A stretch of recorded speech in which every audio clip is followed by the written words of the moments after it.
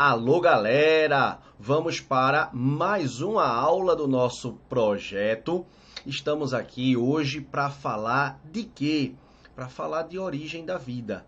Nós estamos nas últimas semanas falando a respeito de experimentos da biologia. Só que hoje não vai ser bem um experimento que eu vou falar para vocês, ou de um experimento. Eu vou falar, na verdade, de uma suposição. Na próxima aula, você vai poder ver de fato o experimento que nasceu a partir desta suposição. Que suposição foi essa que vale a pena a gente estudar? Qual foi? É simples. O mundo, a vida, a sociedade, a humanidade sempre se perguntou sobre o tema origem da vida.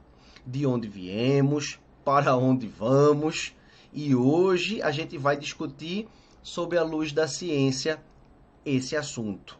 Preste muita atenção.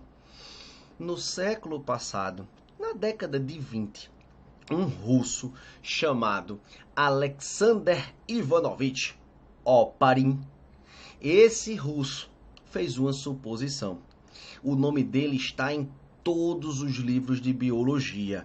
E esse cara, junto com outro cientista, dessa vez um britânico, um John Haldane, esses dois caras bolaram uma teoria, bolaram uma hipótese que explica como a vida na Terra surgiu. Você sabe que o planeta da gente, ele tem cerca de 4,5 bilhões de anos. E segundo esses caras, quando a Terra surgiu, a atmosfera e as condições físicas do planeta, elas eram muito diferentes das condições atuais, da configuração atual do planeta. Como assim era diferente? O ar que tinha no planeta não era nem um pouco parecida a composição dele com a que vemos agora. O mar, as florestas, existiam da mesma maneira? Claro que não. Óbvio que não. Então o que é que a gente tinha na Terra? A gente tinha a famosa atmosfera primitiva. Nós tínhamos muita atividade vulcânica. Atividade vulcânica, calor, a Terra era muito quente. E esses caras supuseram que a Terra tinha na sua composição alguns gases. Que gases foram esses? Os gases metano, amônia, vapor de água e hidrogênio. Esses caras disseram que esses gases unidos, capazes de reagir. Como é que esses gases iam reagir, Arthur? Simples. Como tinha muito calor, a água evaporava. A água evaporando, tinha muita nuvem. Se essa água evaporava, formava muita nuvem, ela precipitava muitas chuvas, muitas descargas elétricas. Essas descargas elétricas, os raios, continham a energia para catalisar as reações. Então o gás de metano funcionava como fonte de carbono. Você sabe que o metano é CH4, é química. A amônia, NH3, era a fonte de nitrogênio. E o hidrogênio era a substância redutora. O ambiente era um ambiente redutor, não um ambiente oxidativo como temos hoje, com abundância de oxigênio. Era uma atmosfera redutora. E o vapor de água servia para quê? Servia como meio para que ocorressem essas reduções, essas reações químicas.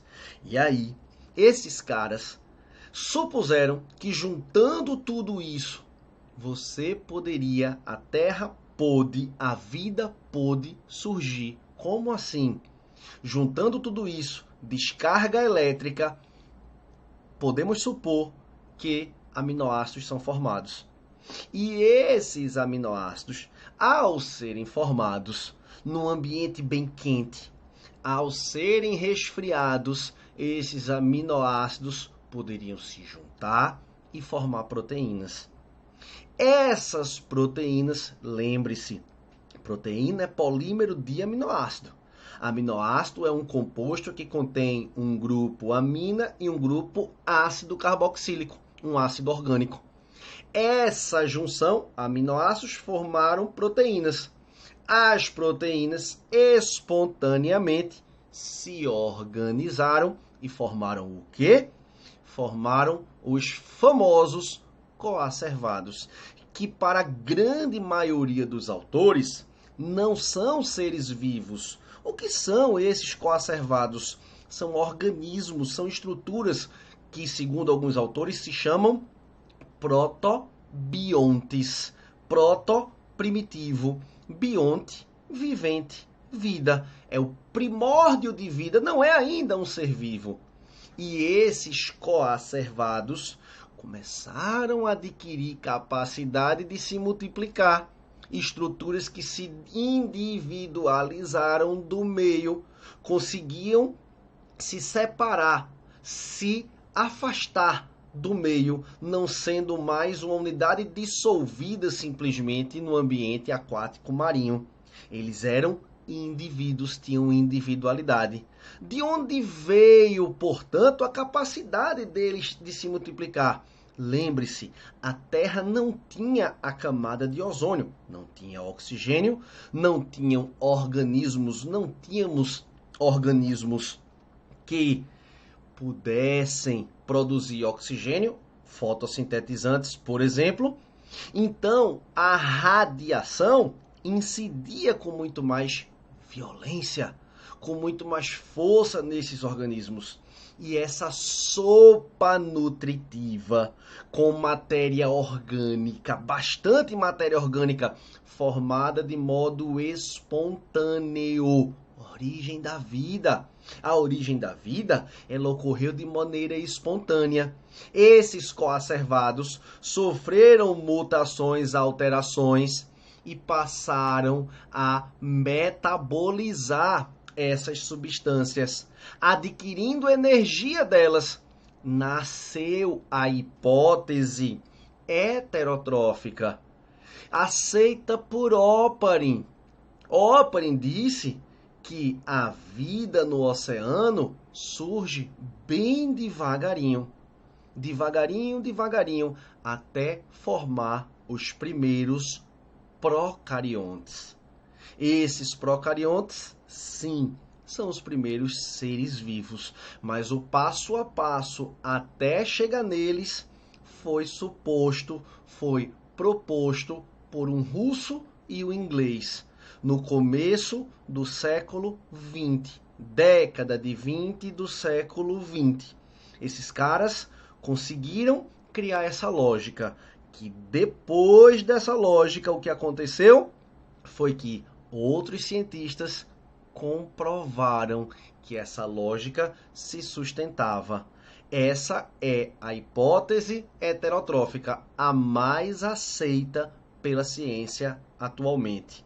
Agradecemos, portanto, aos trabalhos de Oparin, atmosfera primitiva, metano, amônia, água, radiação, vida.